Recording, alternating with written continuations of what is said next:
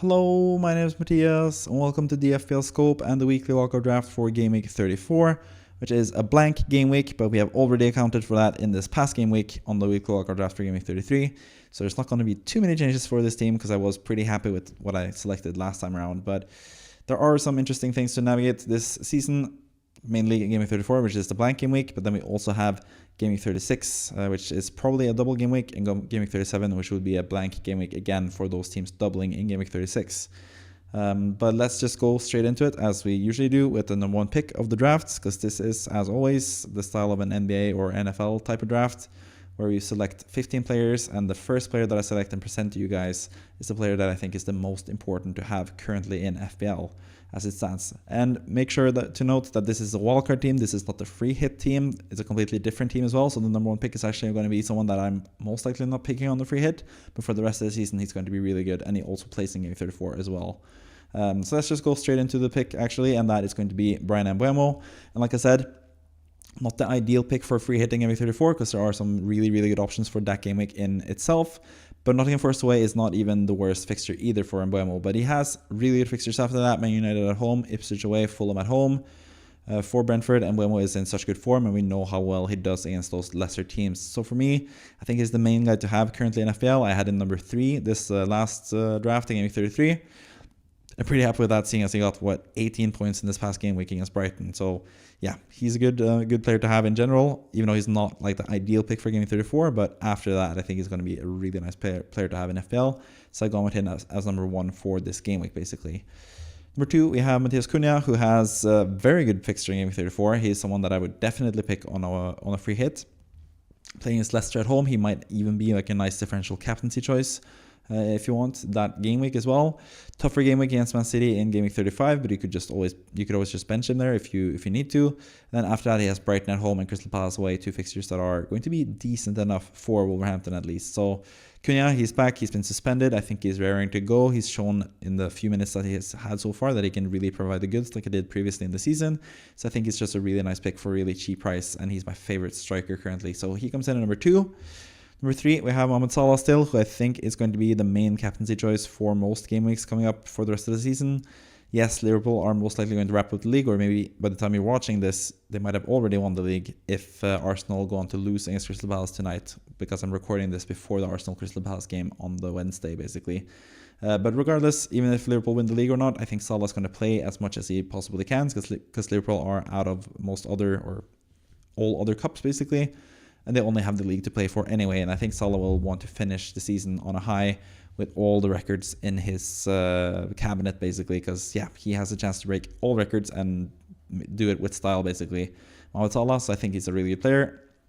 Especially this game week against Spurs at home. I think he's still the best captaincy choice against a pretty leaky Spurs side, who are also thinking about playing in the Europa League and stuff. So I think they will have one eye on that. And I think Salah's going to be the best captaincy choice for Game Week 34 as well. As he and Liverpool will want to celebrate winning the league by beating Spurs, whether that is from winning the league with Arsenal losing, or if they win the league by themselves, if they would get a win against the Spurs in that game as well. So yeah, Salah is going to be good for that game week. Beyond that as well, I think it's going to be decent. Arsenal is not the best fixture, obviously, there. Chelsea, I still think Liverpool can score and win in that game as well. Brighton away, another game where Salah could get some goals. I think he's looked better lately. Last game, he should have had some goal returns for sure. Salah, so I think he's going to be back in amongst the goals pretty soon and provide the goods as he did previously in the season, because he's been such an amazing player to have in the season in general, basically. So Salah comes in at number 3.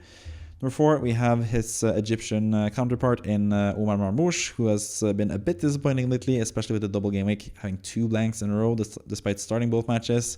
Also didn't really do much against, hasn't really done much at all lately. Marmoush didn't really do much against Crystal Palace either, the game week prior to that as well. So yeah, he has been a bit disappointing, but despite having a blank game week now where we can just bench him, after that he has some really nice fixtures against Wolves at home and Southampton away especially.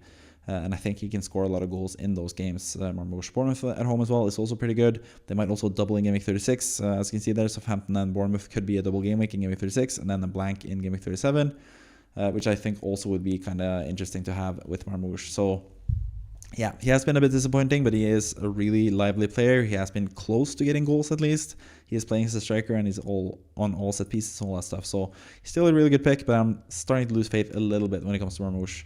But he still comes in at number 4 because I think he has such good fixtures. He plays for a really good team and he is the focal point of that attack still, even though he hasn't gotten the points lately. Number 5, we have a player from the same team in Gvardiol for Man City. Again, someone that hasn't really been as good late season as he was early season when it comes to goal scoring, at least. But when it comes to clean sheet chances, I think Wolves and Southampton are those two pretty decent games. Bournemouth at home as well. I think Man City will keep clean sheets in most games going forward, even though they did concede a stupid penalty to Aston Villa, which ruined the clean sheet in that game, basically. But Gvardiol, he has goal threat still, even though he hasn't really shown it much lately, even though he was close to scoring against Aston Villa, actually.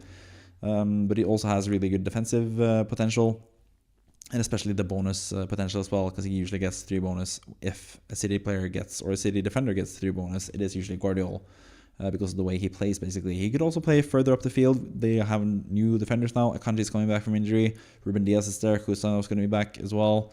They have several players to choose from there, so I think Gvardiol might be playing that left wing back role potentially at some point this season as well, which he has been really good at doing as well, and where you can get some extra goals and stuff. So yeah, Gvardiol still a really good pick, comes in at number 5. Number 6, we have Ryan Ait-Nouri, who has Leicester at home, obviously. A really, really, really good fixture for this game week. I think he's a lock in any free hit team for me, at least.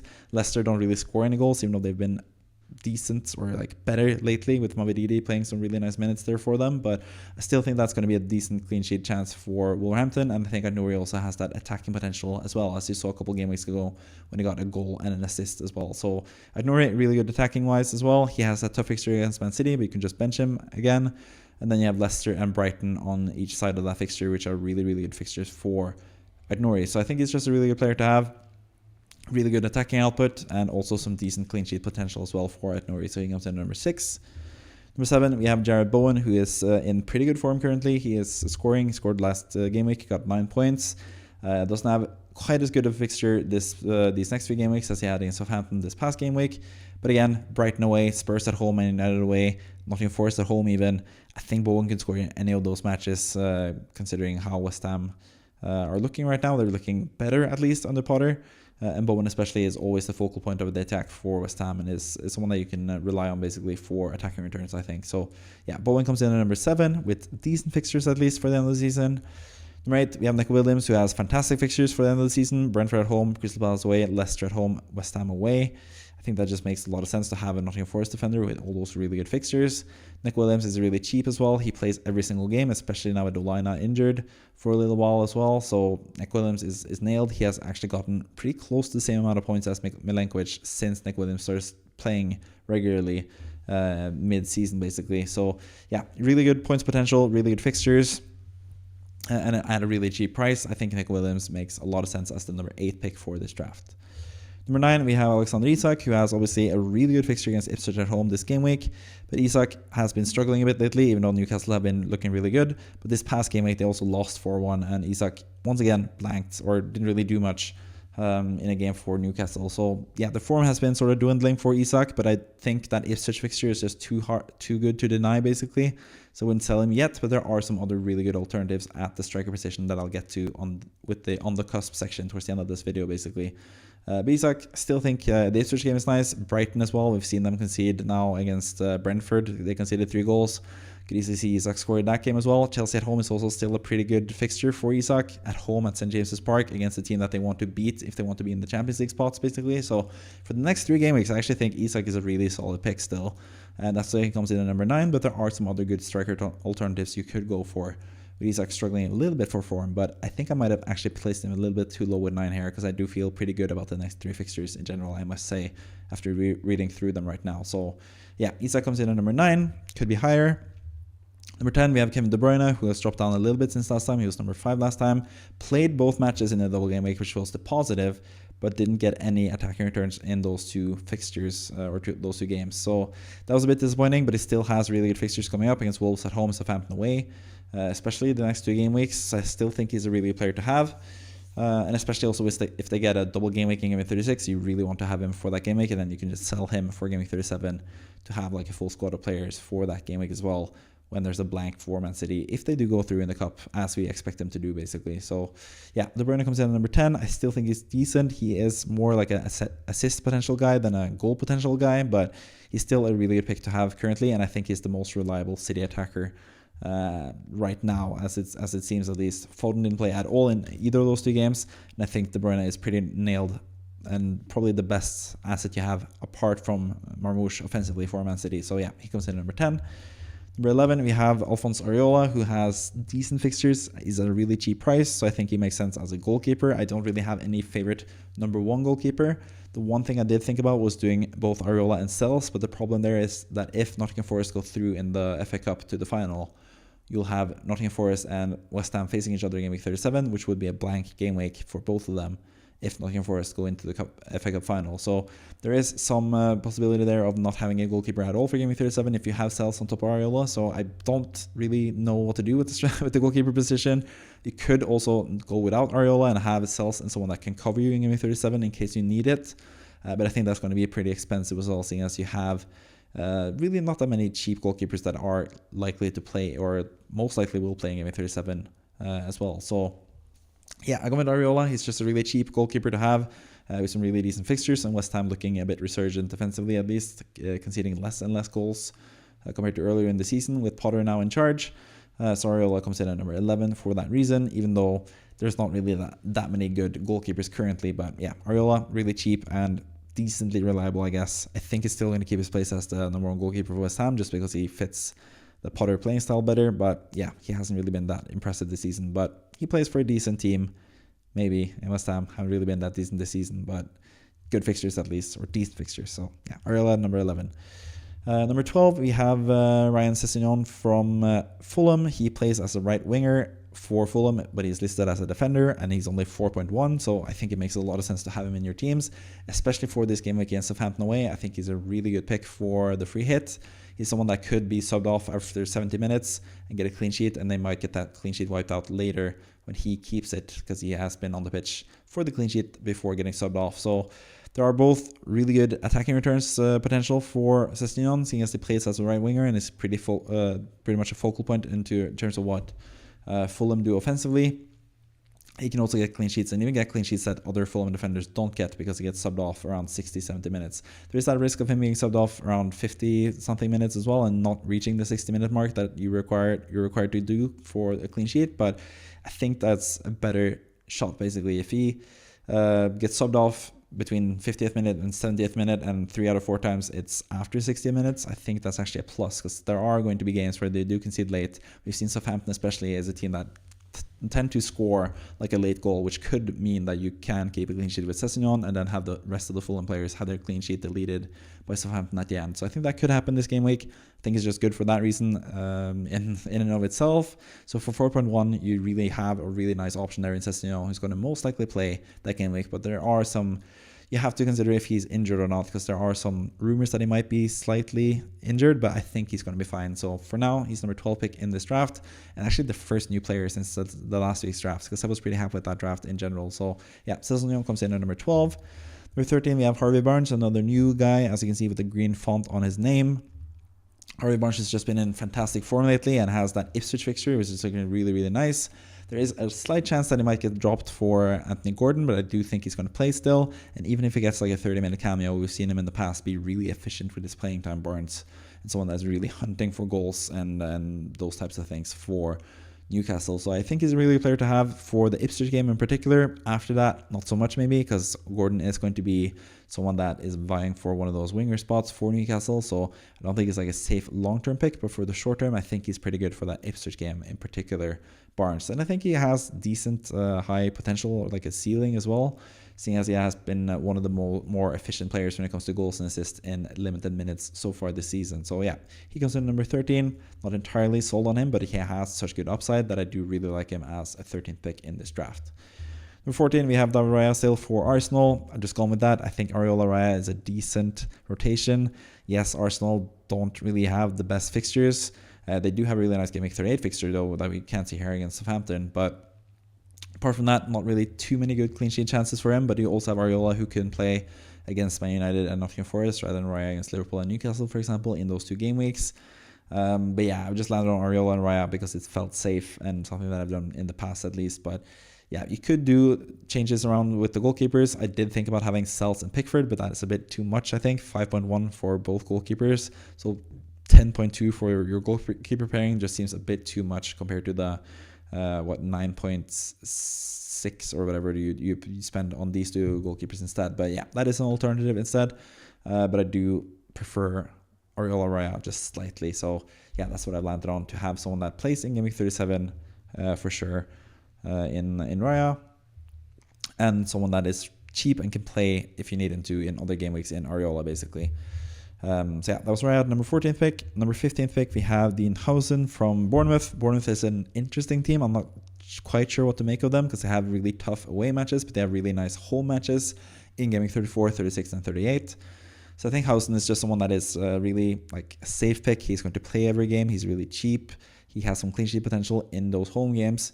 So I think it's just a safe pick to have as your final player in your squad, someone that you can rely on if you need to, but you don't really have to worry about him getting loads of points for a lot of other people when he's on your bench as well. So yeah, it's just a really safe player, I think, and a really good player. He plays his last few matches now for Bournemouth because I think he's going to be sold in the summer because he's looked really, really good this season. So yeah, he comes in at number 15. Just like a decent pick to have for those home games in particular, but I'm not completely sold on Bournemouth as a team because they've been struggling a bit lately, basically. But yeah, as you can see, there are only 3 new players since last time. That is Sessegnon, Huijsen, and Barnes. And 3 players coming in means that 3 players have dropped out. So let's take a look at those guys before we talk about some players that were on the cusp, close to making the squad, but didn't. So yeah, the 3 players losing out is Mikel Merino, who is, as of this recording, rumored to be out against Crystal Palace, which is a huge blow to me because I thought he was going to be a really nice player for the double game week.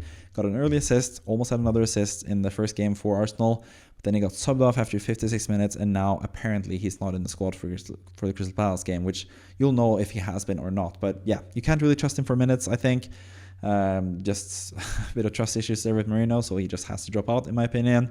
I think Barnes is just, even though he also has similar minutes risk potential there, I do think he's just a slightly safer player with like a decent amount of upside as well in Barnes. So yeah, Merino just drops out because yeah, he is not reliable for minutes as I thought he was going to be as the main striker for Arsenal. But yeah, a shame with him because I brought him in last game week and was hoping for a really good score, but it seems like he's just going to fizzle out with 4 points in total, which is a huge disappointment for a double game week, obviously. Aaron Wan-Bissaka as well, he was out injured this past game week, so he might be back this next game week, but the Southampton game was the main reason to bring him in anyway, and he didn't even play in that game. So yeah, he's out since last time. Makes sense. And Dan Burn as well. Yeah, just have lost faith a bit in Newcastle defense after conceding 4 goals this past game week. Burn also conceded an own goal as well. So yeah, not the best outing for him. So he's also dropped out since last time, basically. So those are the 3 players that have dropped out since last time. Now let's take a look at 3 players that were close to making the squad but didn't in the end. 3 players that were on the cusp that I want to talk about in the end. First and foremost, in the striker position, we have Jan Vissa, who was once again on the cusp this past game week, Game Week 33, actually scored and had a good game against Brighton. This past game week, got 12 points, I think, goal and an assist for Vissa in that game. So he's still a really good pick, but I think this is not the best game week to jump onto him for either. Nottingham Forest away is a pretty tough fixture. But after that, he has really good fixtures, so that is when you might want to pounce and bring him in for either Cunha or Isak potentially, looking at their fixtures coming up after this game week. But I do think Cunha and Isak are also just better picks currently, and also potentially after this game week as well. After Wiz has been finished with Nottingham Forest, I still think Cunha and Isak are someone that you could hold for the entirety of the season as well. But Wiz is a really good pick. Chris Wood is also a really good pick. As you can see, the fixtures that Nottingham Forest have, they're really, really good. So if Wood is ready to play, as it seems like he is, he's also someone you can strongly consider in that attacking 3 with either Cunha, Marmoush, or Isak as the other 2 players. 2 out of those 3 as the other 2 players next to Wissa or Wood. Or you could do Wissa and Wood as well and drop both Isak and Cunha potentially, or Marmoush. I don't know. But yeah, Wissa is a decent pick. Bruno Fernandes is also one that I did consider a lot, but Man United have that Europa League semi-final to worry about. That's what puts me off a little bit. I don't think Bruno Fernandes is going to be as reliable as he has been in the past. He was even rested this past game, which is really rare for Bruno Fernandes. I don't think that's going to happen again for the rest of the season, for what it's worth. But I do think Man United will be sort of focusing more on the Europa League this season rather than the league, where they've already secured like a really bad finish this season, it seems like. So yeah, Bruno Fernandes, decent pick. If Man United were looking better and had more to play for in the league, he would probably be in the team. But currently, I just prefer De Bruyne, for example, who has better fixtures as well and just plays for a team that is more hungry to win games and secure that Champions League spot in Man City, basically, and De Bruyne. Finally, we also have Anthony Robinson. If you don't trust Sessegnon and his minutes because Harry Wilson is back and might get back, taking back that right wing spot for Fulham, then Robinson is someone that is a bit safer. We know he's going to play most games as the left wing back or left back for Fulham and get forward a bit and get potentially attacking returns. But currently, I just think Sessegnon is a better punt, as it were, especially seeing as the Sessegnon spot is the one that you want to just bench for the rest of the season after playing him in Game Week 34 this upcoming game week against Southampton. So yeah, those are the 3 players on the cusp, and that is basically the whole full video. Pretty short and sweet this time around. Just breezed through it basically, and it's not really too much to talk about because we have a lot of the same players that we had from last game week. So if you want a bit more in-depth analysis on all the players, you can check out the weekly wildcard draft from last week as well, with all these same players except for Barnes, Huijsen, and Sessegnon, in for Marino, Wan-Bissaka, and Burn from last time basically. So yeah, that's basically it for this video. I hope you enjoyed it. Please leave a like and help me in the algorithm, and also comment down below if you want to say something or if you have any things against my team in general. When it comes to the free hit team for me, I am using my free hit myself this game week, so I am going to show you my free hit team myself and give you some options this week for the free hit team. I might also be able to do the FPL Scope podcast with Kevin and see what his thoughts are when it comes to the double game or the blank game week players that do play on the free hit in Game Week 34 as well. So you will get your free hit team in the team section video for sure, and maybe some extra content as well with the podcast this week, if I can do so this week, basically. So yeah, that's basically everything that is to be said in this video. So thank you for watching as always. See you next time. Bye bye.